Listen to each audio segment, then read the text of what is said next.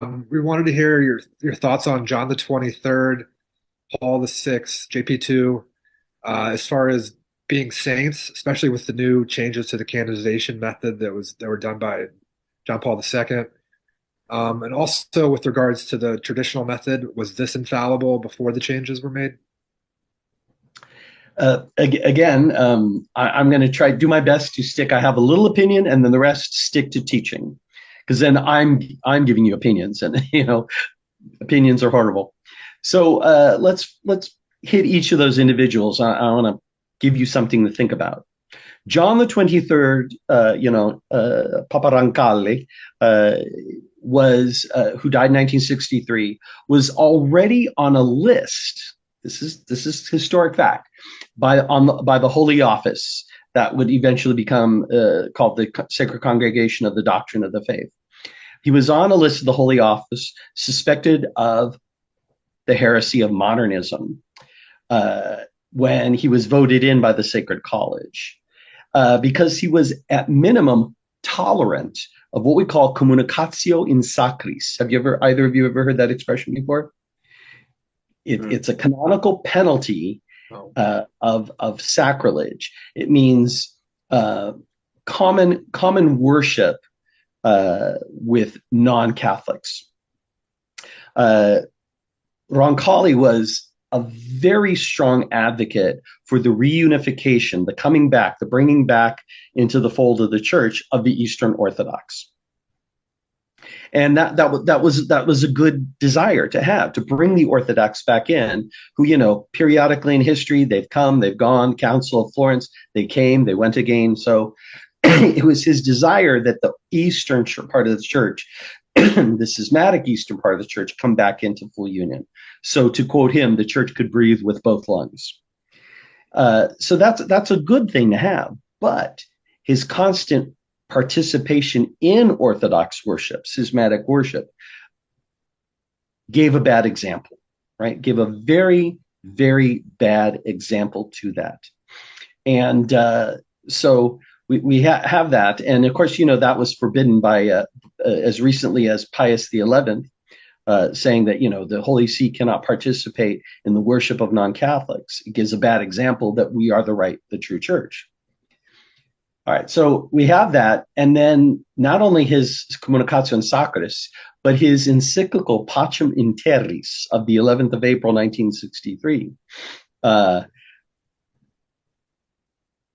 When you read that, St. Thomas Aquinas, if he would have read that, he would have cut it down, the whole encyclical, with one very simple sentence, and that's his error non habet jus. Error has no right in law. Pacem in Terris is all about, they mean well, so it's good. No, it's not. You're either with our Lord Jesus Christ, right? You're either sowing and gathering with him, or you're scattering. Yeah. So error has no right. You can't it out. So that's an issue with John the 23rd.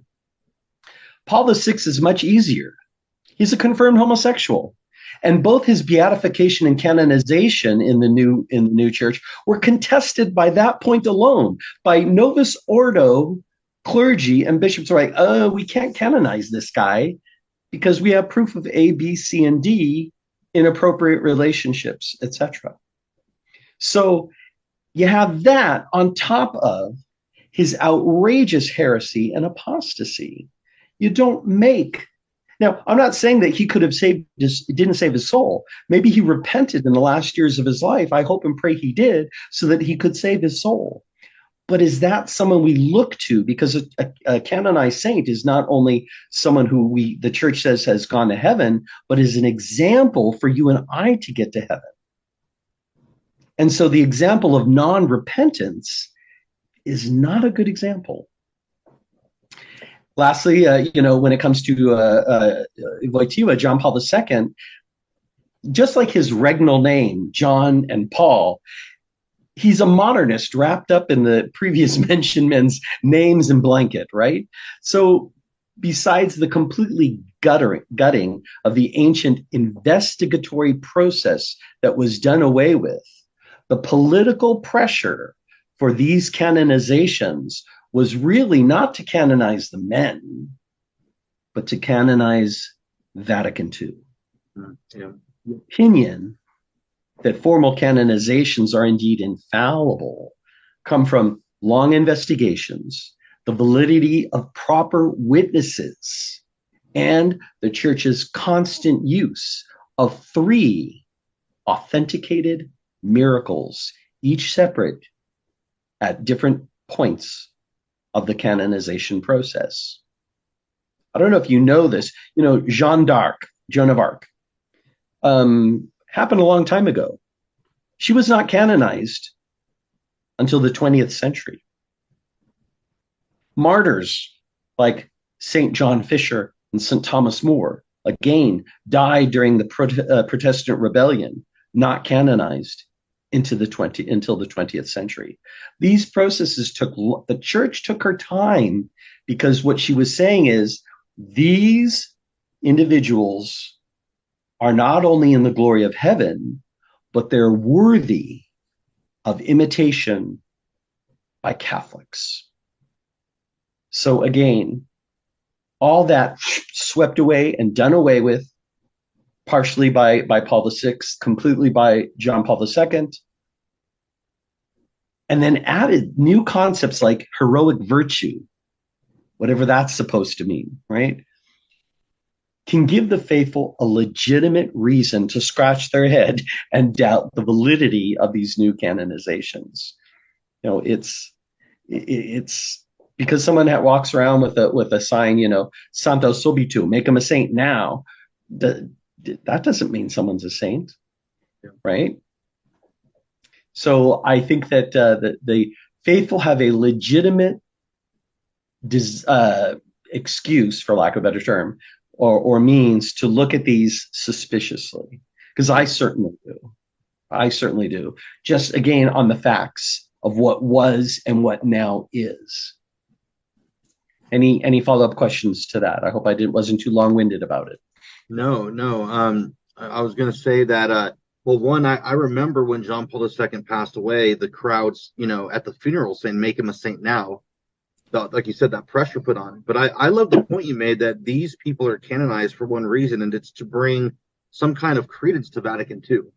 Of course, because of the individuals named. And, I just find that very, it shows you kind of what the thinking is behind a lot of the decisions made today. Like you said, it took centuries for some of these holy people to be canonized, like St. Thomas More.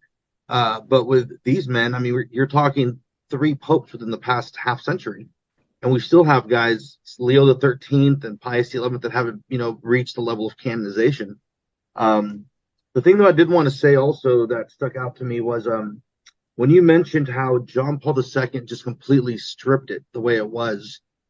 I like how you said that those who argue for the infallibility of the traditional method, because I mean, just to clarify, so I know correctly, is it correct to say that there's no dogma that any method was ever an infallible method, but there were people in history who have speculated as such because of how airtight the process was, like the role of the devil's advocate, for example, which now doesn't exist. Is that a correct assessment on my end?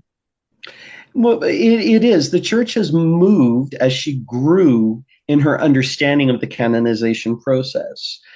For many, many early years, St. Peter was never formally canonized. So you have, the vox populi, the voice of the people, and the sensus fidei, the sense of the faithful, knowing that a person lived a life that is glorious to Christ, not to themselves, but glorious to Christ. Right? The church looked at that. And so as the church grew and in her maturity of deciding things, said, this is the process that we have. Let's add to it. People immediately called St. Francis saint. And the church said, well, hold on. Let's investigate. Let's see what's going on. And then immediately, he's a very quick, within 20 years, I think he was canonized. That's in ancient times, that's pretty fast. So you have the things that but the church didn't take away, even back then, the idea of investigating. They didn't just say, "Oh, okay, yeah, they're a saint." They never did that.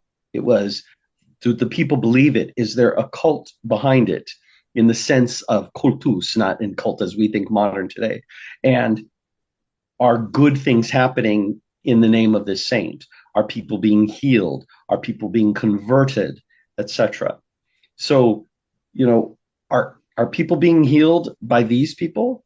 It's like the so-called miracle attributed to Mother Teresa by a pagan woman who never converted from paganism.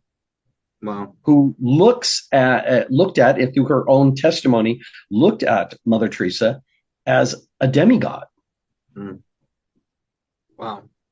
So, it's night and day. Yeah. Even in the earliest part of the church, as she developed and became even more stringent in her investigatory means, still always investigated. Didn't just say, "Okay, sounds good." Yeah.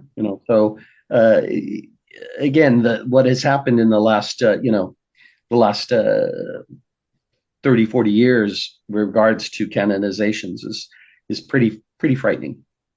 Well, too, what I find very scandalous is that, like you said, to be named a saint, part of that also means it's a life worth imitating or emulating. And if you're going to say that about someone like John Paul II, what that tells Catholics is, oh, it's a good thing to go hold interfaith meetings with other pagan religions, praying for peace.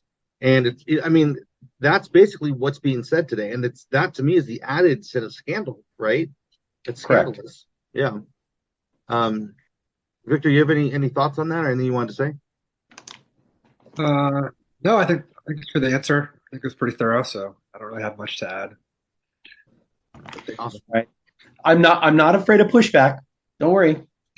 No, I completely agree. I'm right there with you. I mean, especially on Vatican II, I think that's something we talk about frequently, is that how the canonization process has been hijacked in a way in order to make it so you can't really criticize anything that's happened since the council, because if it was good enough for a saint, it should be good enough for you, right? Yeah. But it's the church is not a dictator. The church doesn't say, "Believe this because I say so."